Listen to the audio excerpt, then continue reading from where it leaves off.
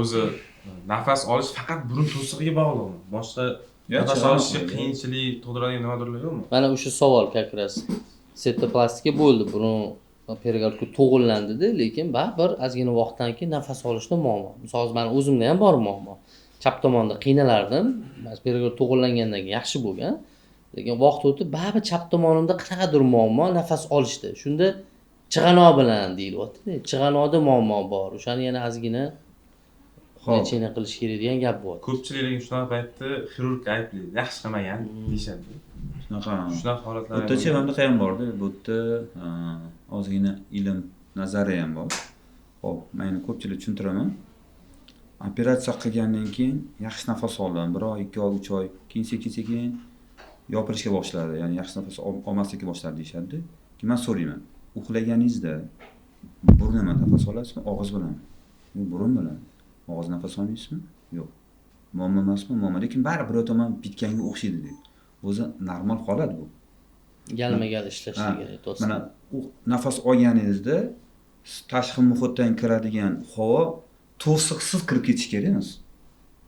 Chunki bizani chig'anoqlarimiz va hattoki burun to'sig'imiz yuqori qismida ham o'sha tashqi muhitdan kiradigan havoni namlab beradigan, ilitib beradigan, issiq havo bo'lsa sovutib beradigan, chang ushlab qoladigan, virusdan ushlab qoladigan sistema ishlashi uchun mana tashqi muhitdan kiradigan havo tekis kirib ketishi kerak emas-ku.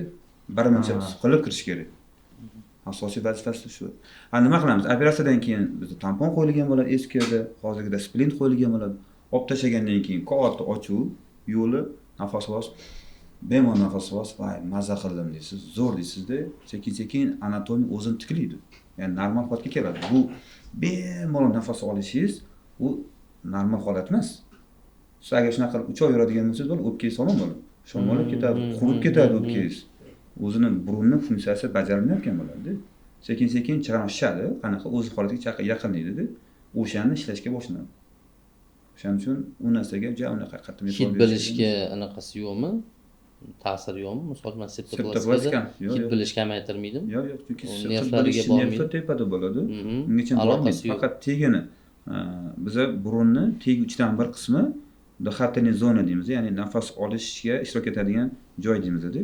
O'sha yerda to'siq bo'ladigan bo'lsa, o'sha joyda ishlaymiz. Chig'anoq bo'ladimi, polip bo'ladimi yoki burun to'siq qiyshiqligi bo'ladimi, o'shani to'g'rilaymiz. Va tepaga tegmaymiz. Tepada qon tomirlar bor, nerv bor. Obunachiimdan kecha savol tushdi mana shu masalada. Endi yoshim 50 da dedilar, yoshlari katta aka, bizdan endi 10 yosh katta bo'pti, shu taxminan. 92-yilda operatsiya bo'lganman dedilar. Yosh bo'lganlar u paytda shu burnimni ikki tomonlama endi ular tushuntirishlar bo'yicha shilla qavat ishib bordi, hattoki burunda nafas olishim juda qiyinlashib qoldi deyaptilar. O'sha paytda endi lorga borganlarda endi tushuntirishlar bo'yicha xuddi bur mashina bor. O'shanga o'xshab, xuddi men o'yladim, teshib kengaytirib qo'ydi deb o'yladim dedilar. Burun teshigini. Nafas olishim yaxshi bo'ldi, hammasi o'ziga keldi, lekin oradan vaqt o'tib endi allergik holat bo'lyapti, allergiya beryapti deyaptilar. Hozirgi kunda aksirib suv mana immuniy allergik rinit bo'lib qoldim deyaptilar. Endi shuni lecheniyasini qila olaymanmi, lecheniyasi bormi, shuni yo'qmi degan bir. Yo'q, bor.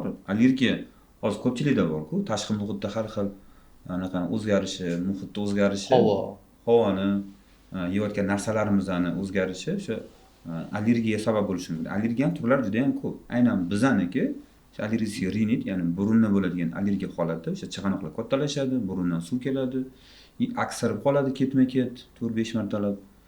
Yana bitta belgisi o'sha allergiya qo'zigan paytida hid bilish yo'qolib qoladi.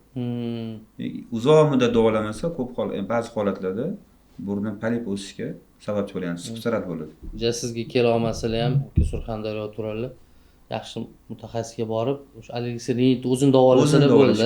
Hozirgi kunda o'zini davolash kerak, dieta parhez qilib turib, o'zi spreylab o'shani sepib tursa, inshaalloh ham allergiya qaytalanmaydi, ya'ni uxlaydi. O'zi butun umr nechanaqa qilib bo'lmaydi uni allergiyani, uxlatiladi. Ham polip o'sishga muhit yaratilmagan bo'ladi. Oldi olinadi.